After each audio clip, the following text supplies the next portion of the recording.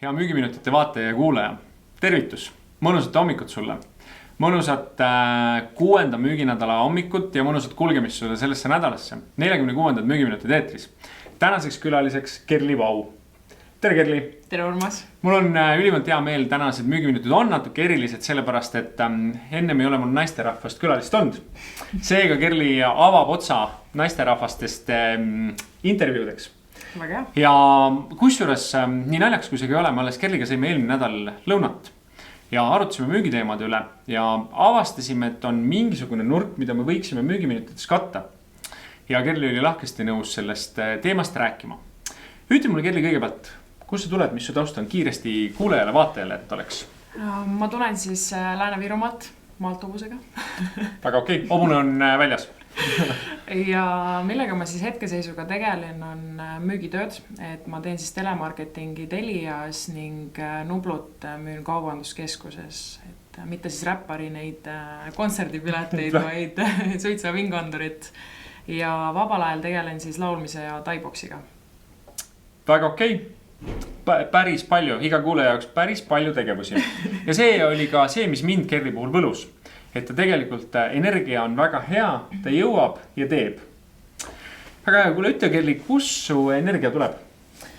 See on hea küsimus. Ma arvan, et tahtejõust. Et ma ei taha olla tavaline keskmine inimene ja ma tunnen seda, et kui ma teen rohkem, et siis ma jõuan ka rohkem. Ehk siis sa oled oma elust tajunud, et mingist hetkest, kui sa hakkasid rohkem tegema, hakkasid sa rohkem jõudma ja sa saad võtta rohkem nagu tegevusi endale päeva juurde. Ja. Igav sul ei ole vahepeal? On ikka. Ikka on need hetki ka, kus on igav? Ei, vahepeal on tõesti need päevad ka, kus ma lihtsalt nagu mõtlen, et nagu ma teen asju, aga samas ei tee ka. Ja ma üldjuhul ikkagi proovin oma päeva nii ära planeerida, et õhtu lõpuks ma lihtsalt lähen koju ja siis ei taha mitte midagi. Oled piisavalt väsinud, on ju. Kuule, sa teed mõlemad, sa teed telefonimüüki, sa teed otsemüüki. Kumb sul rohkem meeldib? Hea küsimus. Mulle ausalt öeldes tegelikult meeldivad mõlemad, aga samas otsemüük on natuke naljakam, sest et siis ma reaalselt näen seda inimese nagu reaktsiooni ka ja saad nagu rohkem rääkida. Telefonis on ikkagi see, et sa ei näe inimest, sa ei näe ta emotsioone. Siis nagu hääletoonist saad aru juba lõpuks, et kas ta on huvitatud või ei ole. Aga otsemüügis saab minust palju rohkem. Loed emotsioonidest rohkem välja, et mis märke ta annab, on ju. Ütle, kummas rohkem pikalt saadetakse, kas telefonis või otse? Las ma mõtlen. Praegu pigem ma arvan, et otsemüügis. Okei.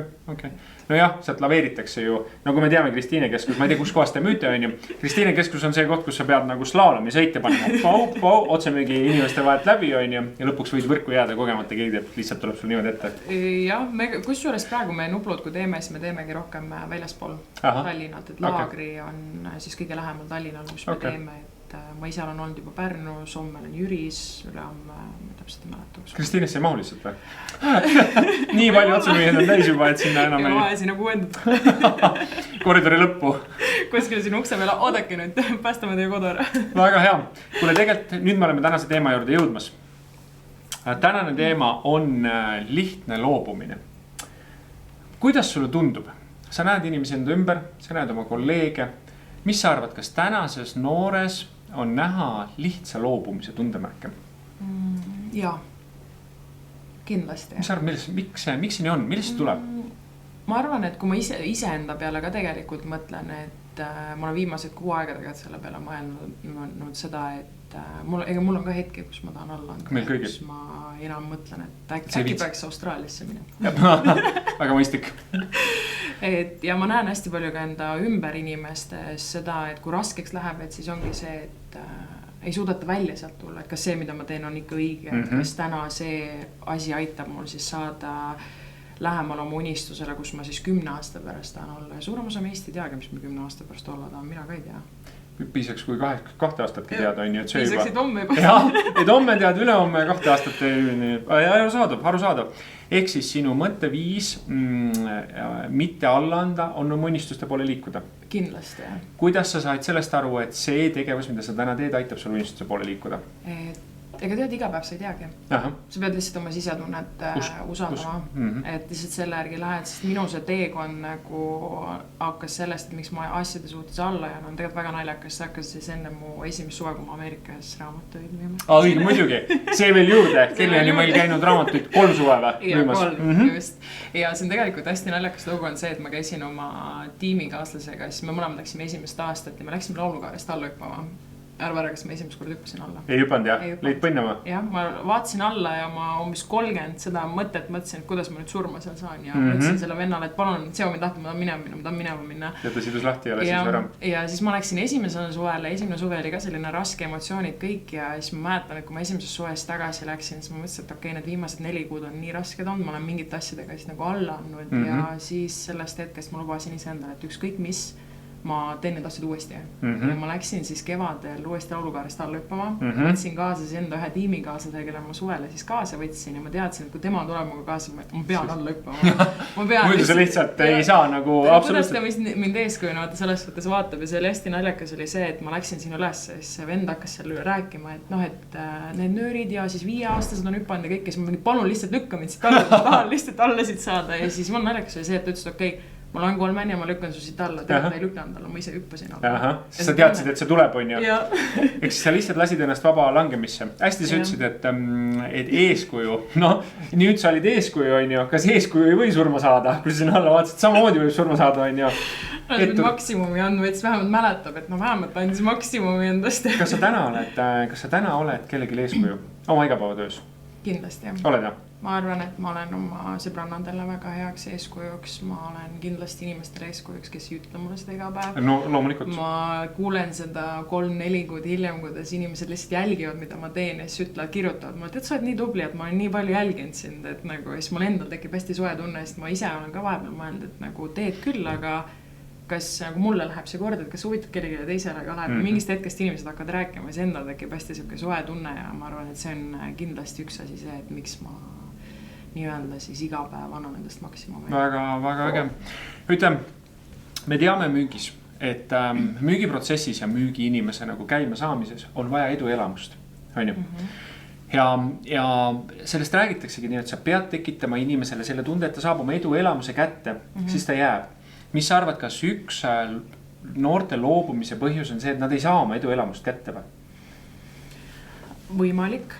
Ma arvan, et üks asi on kindlasti ka see, et kui sa üritad mingit asja nii väga teha ja siis sa failid ja siis lõpuks on see 100. kord, kus tegelikult sa saad edukaks või no saad oma selle edu adrenaliini ja siis sa see 99. kord mõtledki, et vahet ei ole, et see ei ole mulle ikka, ma lähen siis, ma ei tea, teen midagi tavalist, et tegelikult me anname just, kuidas öelda, selle piiri peal alla. Selle viimase miili peal, kus sa tegelikult... Kus sa tegelikult võiksid hüpata üle ja siis nagu tuleb see ja siis me lihtsalt mõtleme, et aga ma arvan, et see on mulle. Sest tead, ma toon sulle naljaka nagu paralleeli.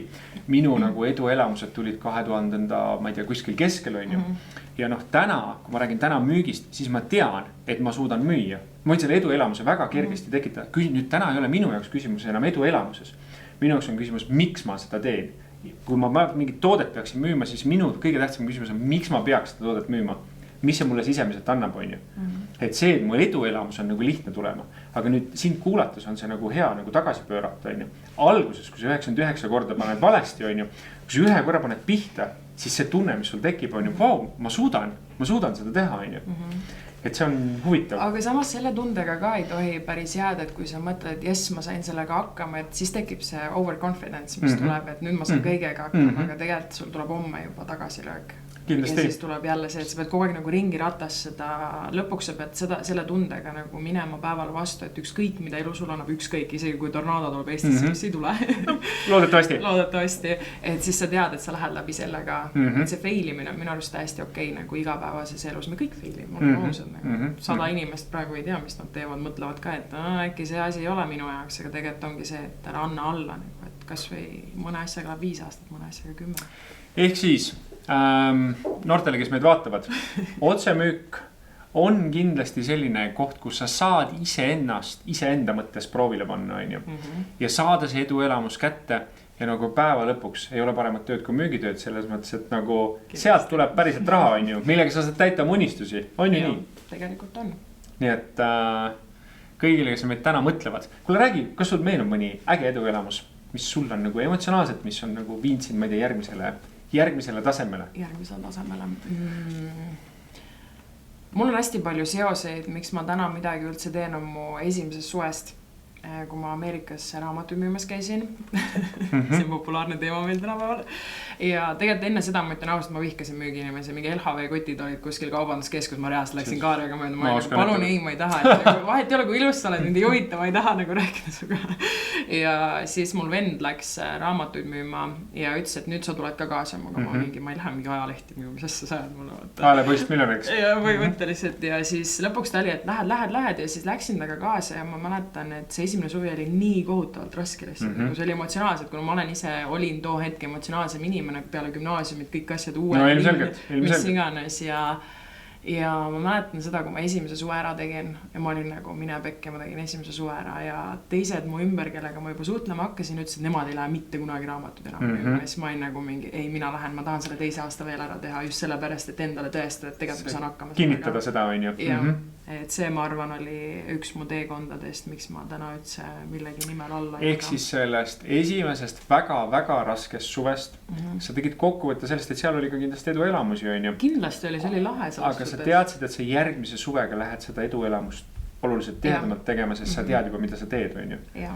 Ma tahtsin mingid enda nõrkusi parandada, mingid enda tulemusi parandada, saada mingid asju, mida ma tahtsin esimene aasta saada, aga ma ei saanud ja lõpuks, kui sa selle nagu kätte said, sa mõtlesid, et okei, nagu tegelikult on hästi, aga isegi siis mul ei tekkinud see, kuidas öelda, see overconfidence, et nüüd ma olen kõva vend, siis tegelikult ma ei ole kõva vend, mul on nii palju veel minna, et selles suhtes, et see oli lahe. Ehk siis siit vaatajale kuulejale paralleelide mõttes, et võib ka olla see, et sa käid ühe suve raamatuid müümas ja peale seda sa ei taha müügitööst mitte midagi enam. Võib olla ju täitsa, on ju. Tuled käigut, kuule, et jaa, tore oli, aga minu jaoks kõik.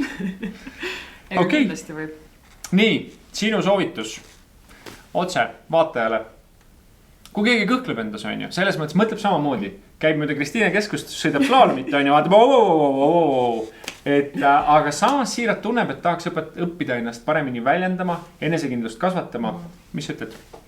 Ma kindlasti teeks müügitööd, sest et isegi kui ma tänaseks hetkeks küll teen müügitööd, aga ma ei ütle, et ma teen seda terve elu, et ma kindlasti arendan ennast edasi, aga see on hea alus, kus siis iseenda seda enesekindlust ja kõike muud ka õppida.